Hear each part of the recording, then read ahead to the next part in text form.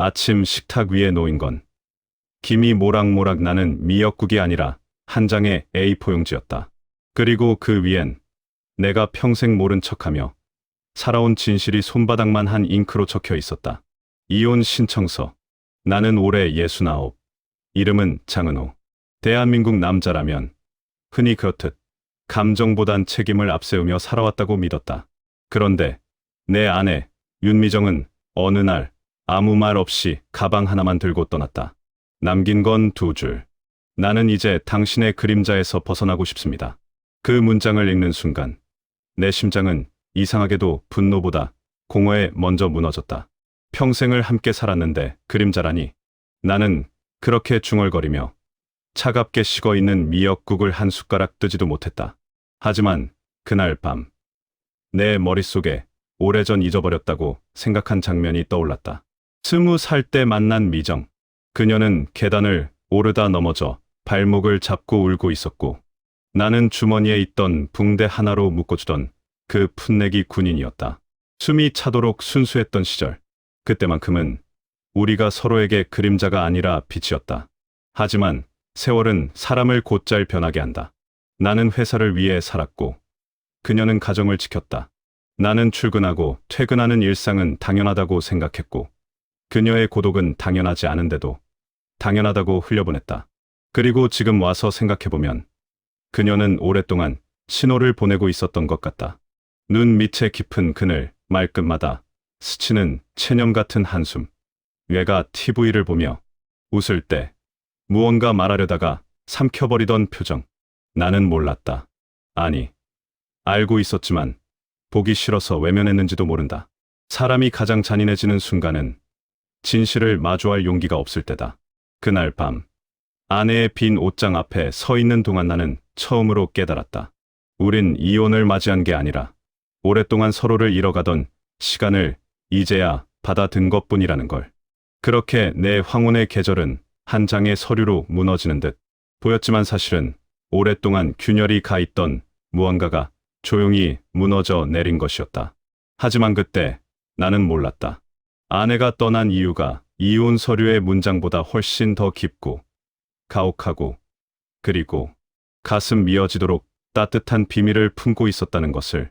이혼 서류를 들고 주민센터를 나서는 길. 내 발끝은 마치 빛을 잃은 나침반처럼 우두커니 서 있었다. 이혼 절차를 밟아야 한다는 공무원의 설명이 머릿속에 들어오지 않았다. 문득 떠오른 건 한 문장. 아내가 남긴 2번째 메모. 여기까지만 함께 할게요. 그 메모는 며칠 전까지 냉장고에 붙어있던 장보기 목록처럼 아무렇지도 않게 보였지만 이제는 그 문장이 내 숨을 막아왔다. 아내가 떠난 지 일주일. 나는 처음으로 아내의 흔적을 찾기 위해 그녀가 자주 가던 동네 도서관을 찾아갔다. 사서가 말했다. 아, 윤미정 씨요? 요즘은 자주 못 오셨어요.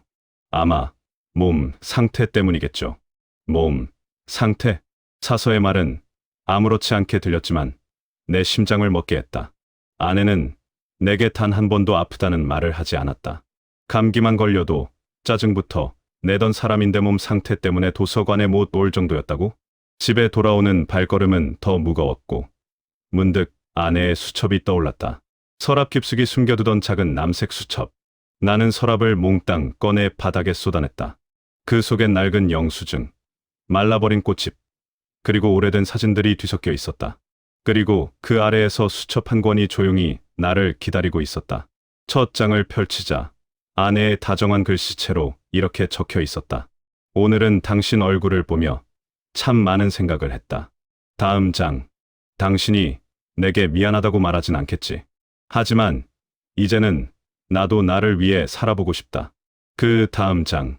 병원에서 결과가 나왔다. 그래도 괜찮다. 마지막까지 당신 곁에 있었으니. 병원. 결과. 페이지를 넘길수록 내 손은 떨렸고 마치 오래된 필름처럼 과거가 스쳐 지나갔다. 아내가 병원을 다녀왔던 날. 나는 그녀보다 내 업무 보고서가 더 중요했었다. 그날 그녀가 잠시 이야기할 수 있겠냐고 했을 때 나는 내일 얘기하자며 돌아섰다. 수첩의 마지막 페이지엔 이렇게 적혀 있었다. 만약 내가 먼저 떠나게 된다면 당신은 후회하겠지. 그래도 괜찮아. 내가 당신을 선택했던 시간만큼은 후회하지 않으니까. 나는 그 자리에서 한참을 움직이지 못했다. 눈물이 아니라 숨조차 제대로 들이쉬지 못한 채 이혼이 아내의 선택이라고만 생각했다. 그러나 아내는 마지막 순간까지 내가 떠난 후에도 나를 미워하지 않게 하기 위해 이혼이라는 방법을 택한 것 아닐까. 그제야 나는 마음 깊은 곳에서 가혹한 진실 하나가 또렷하게 떠올랐다. 아내는 죽음을 준비하고 있었다. 아내를 찾기 위해 내가 가장 먼저 향한 곳은 수첩의 마지막 페이지에 적힌 병원이었다. 접수 창구의 직원에게 아내의 이름을 말하자 그녀의 표정은 잠시 굳어졌다. 남편분이시죠? 연락이 닿지 않아 많이 걱정했습니다. 그 말 한마디가 이미 모든 것을 설명하고 있었다. 진료 기록을 확인하던 의사는 조심스레 말했다. 말기였어요. 폐화관으로 이미 전이가 많이 진행된 상태였습니다. 나는 목을 움켜쥐었다. 마치 누군가 내 숨통을 죄는 것처럼. 왜 저한테 말하지 않았습니까? 의사는 고개를 숙이며 말했다. 환자분께서 원치 않으셨습니다. 남편은 평생 고생만 했어요. 내 걱정까지 얹어주고 싶지 않아요. 계속 그러시더군요. 나는 그 자리에서 의자를 붙잡고 무너질 뻔했다. 아내가 내게 감추었던 건미움이 아니라 배려였다. 병원을 나온 뒤 나는 오래도록 하늘만 바라보았다. 겨울로 넘어가는 늦가을 하늘은 희미하고 차가웠다. 아내가 떠난 계절도 이맘때였다. 그리고 그 순간 한 통의 문자 메시지가 도착했다. 보낸 사람은 낯선, 이름, 내용은 딱 2줄. 윤미정 씨가 입원해 있습니다. 오실 수 있나요? 숨을 몰아쉬며 택시를 잡아타고 달려간 곳은 도심에서 조금 떨어진 작은 요양병원이었다. 복도 끝, 병실 문 앞에 서 있는 동안 내 손은 주먹처럼 굳어 있었고 마음은 더 이상 버티지 못할 만큼 흔들리고 있었다. 병실 문을 열자 아내가 창밖을 바라본 채 조용히 미소 짓고 있었다. 나는 그 순간을 지금도 잊지 못한다. 세상에서 가장 고요하고 가장 아픈 미소였다. 왔어요, 은호 씨. 그녀는 끝까지 나를 원망하지 않았다. 그녀는 내게 마지막까지 좋은 기억만 남기려고 했다. 그리고 그녀가 남긴 마지막 말. 미안해하지 말아요. 나는 당신을 사랑했던 시간이 참 고마웠어요. 그 말은 나의 늦은 인생을 송두리째 흔들었다.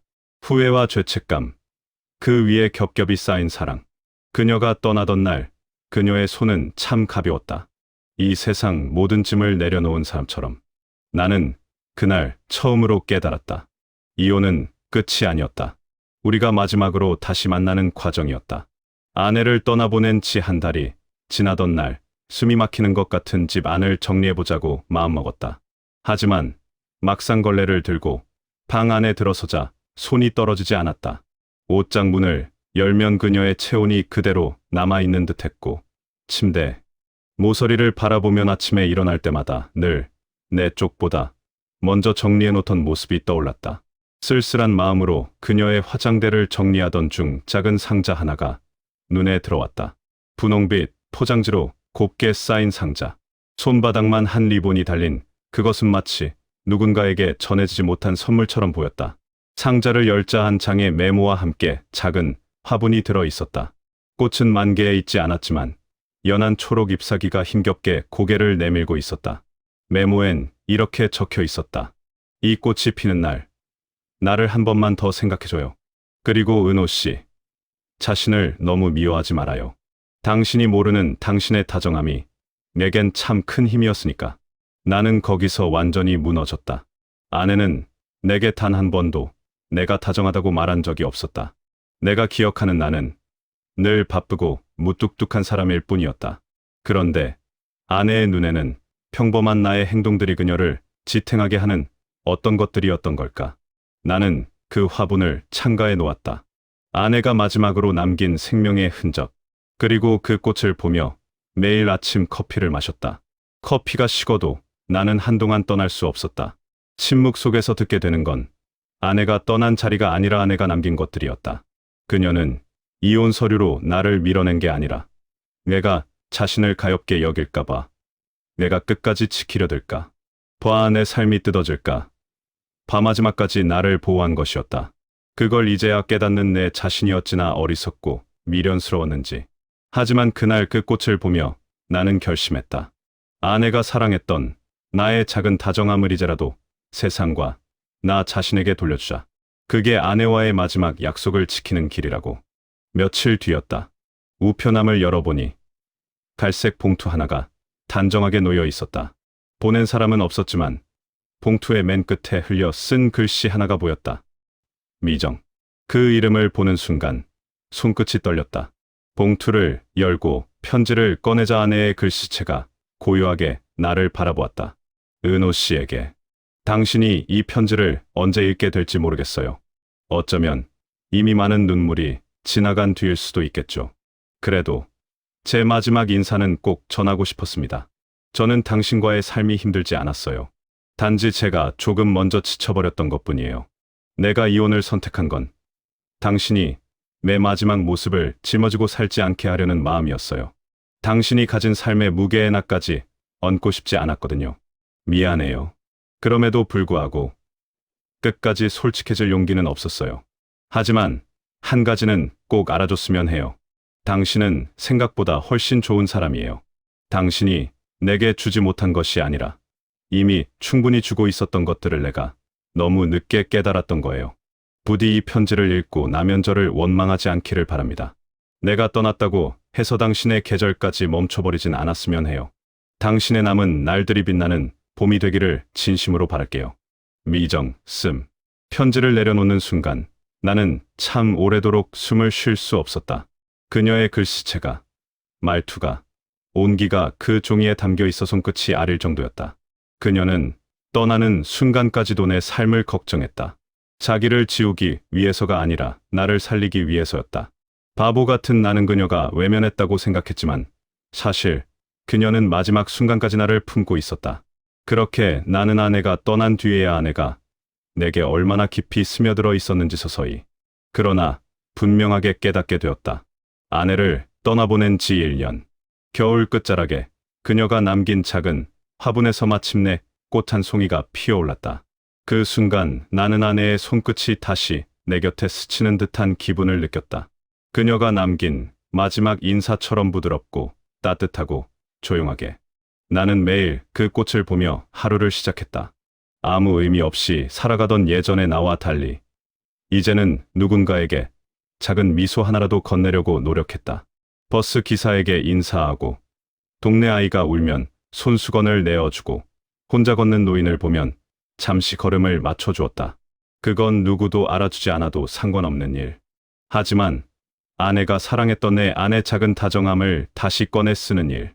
그렇게 나는 아내가 남긴 마지막 계절을 조용히 이어가고 있었다.